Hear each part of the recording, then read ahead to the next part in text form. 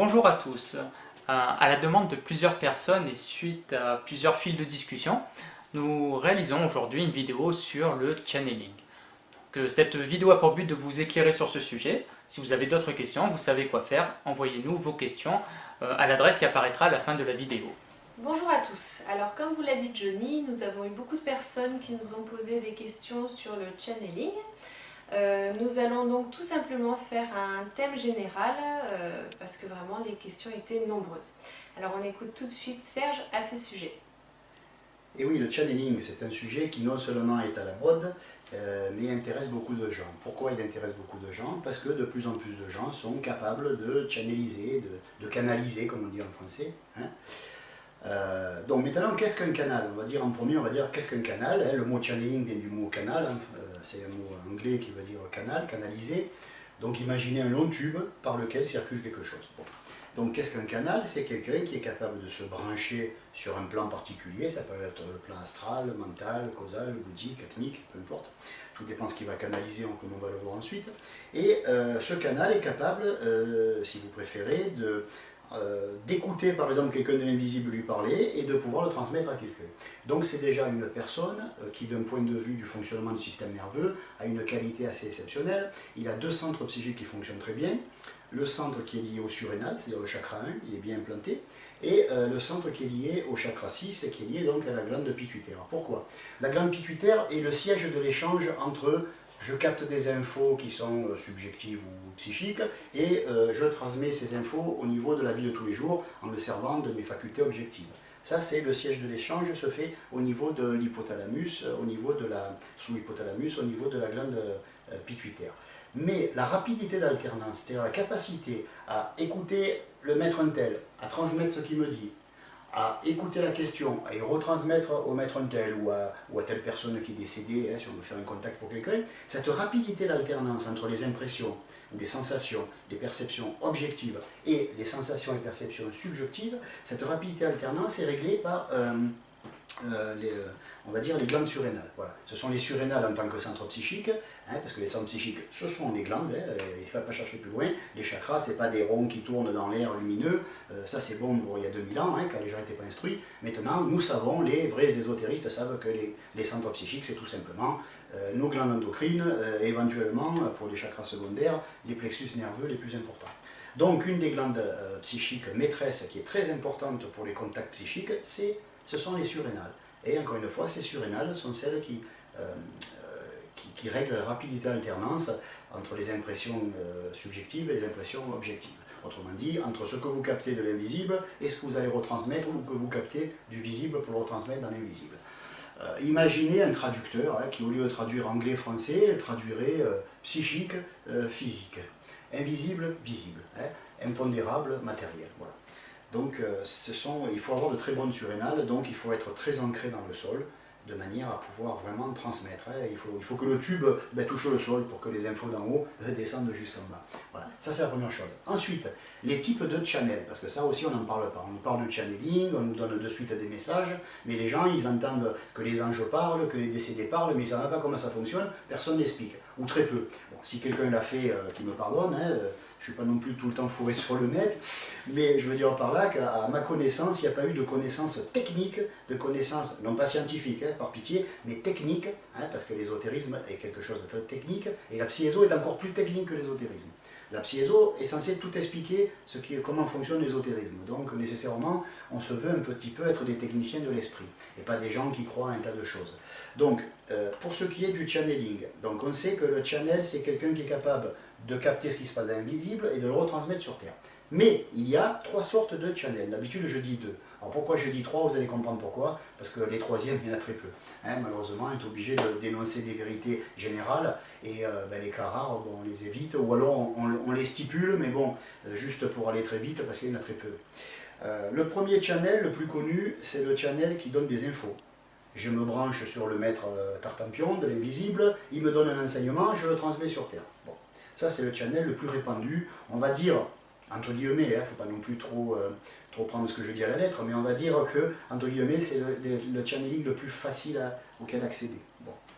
Après, il y a un channeling qui est un peu plus difficile, mais qui est encore accessible, qui est le channeling énergétique. Autrement dit, on ne capte pas des infos que l'on transmet, mais on capte de l'énergie que l'on restitue.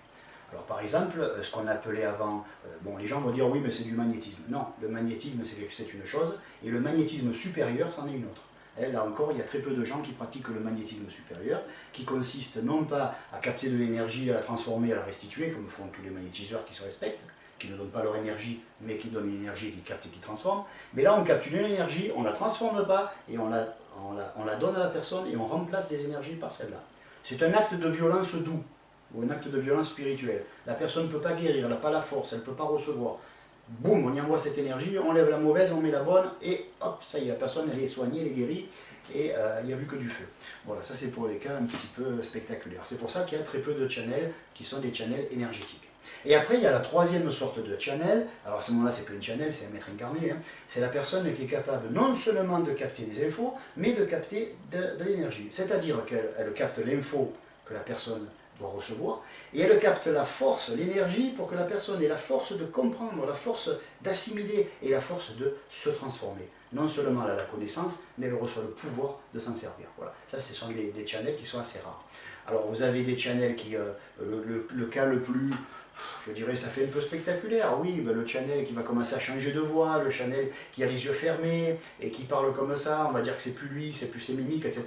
Mais finalement, les channels les plus entraînés sont les channels les plus naturels, c'est-à-dire la personne qui est en train de channeliser, et ben, il y a quelqu'un qui le sait qu'elle channelise, parce que ça ne se voit pas. C'est une personne qui parle normalement, qui emploie son langage, qui à toute vitesse reçoit une information, la transforme en mots assimilables par la personne qui l'écoute ou par les personnes qui l'écoutent, elle le met à portée, on va dire, elle le simplifie. Et voilà, ça c'est les channels les plus, on va dire, qui paraissent les plus communs, et finalement ça demande des années et des années d'entraînement, parce qu'on va dire que la personne, à un moment donné, ben, elle channelise tellement que finalement elle ne sait pas dans la vie de tous les jours, quand elle parle, si c'est elle qui parle ou si elle est en train de channeliser. Pour ça, il faut faire ça de longues années, 20, 25, 30 ans à peu près, et à ce moment-là, on a l'habitude et on le fait d'une manière tout à fait simple. Après, c'est sûr que plus on va chercher haut, plus le channeling est un petit peu plus délicat, plus difficile. Mais une personne qui channelise, je ne sais pas, au niveau du plan mental supérieur ou du supramental, comme on dit parfois, ma foi, oui, voilà, c'est un channel qui peut passer quasiment inaperçu. On peut croire que la personne, c'est elle qui parle, c'est elle qui pense, voilà. Le seul truc, si on est un petit peu observateur, bon, on se dira que la personne a l'air de savoir beaucoup de choses. C'est plus un cerveau qu'il y faut, c'est une bibliothèque ambulante, voilà. C'est un petit peu on va dire, un des deux éléments qui permet de savoir que la personne channelise, et le deuxième, c'est que quelle que soit la question qu'on y pose, elle a une réponse. Même et surtout si elle ne connaissait pas en tant que personnalité la réponse. Voilà. Donc, 3 formes de channeling. Premier channeling, je reçois des infos, je les transmets, ou on me pose des questions, je retransmets, je prends la réponse et je la retransmets. Hein, voilà. On va dire que c'est un interprète. Deuxième channeling, un peu plus difficile mais accessible, channeling énergétique. Je reçois de l'énergie. Alors, par exemple, channeling énergétique, par exemple, la personne va pouvoir faire monter la kundalini de quelqu'un, ou pouvoir faire descendre du Saint-Esprit sur quelqu'un. Voilà. Hein. Contrairement à ce qu'on croit, ce n'est pas non plus, on n'est pas obligé d'être le Maître Jésus ou d'être un saint pour arriver à faire ça. De l'entraînement, de la simplicité, surtout pas le mot humilité parce qu'il me fait dresser les poils sur la tête et sous les bras. Voilà, l'humilité, c'est la grosse tartine, l'humilité. Plus on en parle, moins on en a. Donc la simplicité, tout simplement. Voilà. Et une personne qui est simple, qui fait les choses simplement, et si ce qu'elle fait c'est bien, tant mieux. De toute façon, elle le fait en toute simplicité. Donc les channels énergétiques sont des magnétiseurs supérieurs, ou des gens qui peuvent activer plusieurs chakras en même temps, qui peuvent donner ce qu'on appelait avant, dans la voie de la Siddha Shaktipat, c'est-à-dire offrir le pouvoir de la connaissance, le pouvoir de soigner, le pouvoir, voilà, c'est une transmission, voilà. Jadis, les gens qui transmettaient les méthodes de soins, qu'on disait c'est mon père, ma mère, elle m'a touché, poum, j'ai eu le soin, j'ai reçu le pouvoir. Voilà, c'est ça, c'est Shaktipat. Beaucoup de gens le font et ils ne se prennent pas la tête non plus, ils n'essayent pas de savoir s'ils sont des saints ou des grands maîtres incarnés. Ce sont des humains comme les autres, avec une ouverture et une simplicité qui fait qu'ils peuvent recevoir sans se prendre la tête. Voilà. Donc le deuxième channeling d'énergie, et la troisième forme de channeling un peu plus rare, mais accessible encore une fois. Hein. Je ne dis pas que tout le monde peut le faire, mais tout le monde aurait intérêt à s'y mettre de manière à voir s'il peut lui arriver, au moins dans une certaine mesure. Parce que peu ou prou, nous sommes tous des channels. Il faut bien le comprendre. Hein. Nous channelisons à longueur de journée, nous ne nous en rendons pas compte. Ce qu'il y a, c'est que nous allons s'y chercher sur le plan astral, astral moyen, astral supérieur, ou le plan mental, inférieur, moyen. Bon voilà, nous channelisons parce que c'est pas dans la tête que nous avons placé toute la connaissance. Et des fois, nous nous surprenons à parler avec autorité, comme si quelque chose s'exprimait à travers nous. Ça arrive à monsieur et madame tout le monde, monsieur et madame tout le monde qui s'intéresse à l'ésotérisme s'entend. Et je veux dire par là que ce n'est pas quelque chose d'extraordinaire, c'est quelque chose de notoire, c'est quelque chose qu'il faut respecter, que l'on peut saluer au passage, tout ce que vous voulez, on peut s'en féliciter, hein, sans non plus avoir la grosse tête, mais c'est accessible. Donc même la troisième forme de channeling, qui est à la fois énergétique et informationnelle, on va dire, ben, même celle-là, elle est accessible. Mais encore une fois, on va dire qu'elle est un peu plus sophistiquée, donc demande un peu plus d'entraînement. Pour terminer avec le sujet, je rappelle que puisque tout est double, les gens parlent souvent de l'aura. L'aura, c'est moi je ne marche pas sur une jambe, je regrette, je marche sur deux. Donc on n'a pas une aura, on en a deux. Donc il y a deux auras principales où l'aura se scinde en deux parties, une partie de polarité positive et une partie de polarité négative. Hein, parce que tout est double, mais opposé et complémentaire, et nous sommes tous polarisés. Dans notre champ énergétique, on parle du champ énergétique. En fait, on devrait dire champ énergétique et informationnel. Parce qu'autour de nous, nous avons le champ énergétique, vital astral, mais on a aussi le champ mental. Autrement dit, tous nos processus mentaux, toute cette radiance mentale et spirituelle. Donc on a bien un champ énergétique et informationnel. On n'a pas un champ informationnel, on n'a pas un champ énergétique, on a un champ énergétique et informationnel. Ces termes-là sont pris de termes, c'est des termes modernes, hein, sont pris du langage d'aujourd'hui. Je ne veux pas piquer des connaissances à droite et à gauche, je veux simplement dire que depuis toujours, l'ésotérisme, le vrai ésotérisme enseigne que tout est double. Alors si tout est double, on ne peut pas avoir un champ énergétique. On a deux champs autour de nous. L'un est énergétique, l'autre est informationnel. Voilà.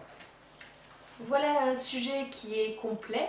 Alors si vous aussi vous avez des questions, comme vous a dit Johnny, n'hésitez pas à nous les envoyer à l'adresse qui s'affiche en bas de l'écran. Merci, à bientôt.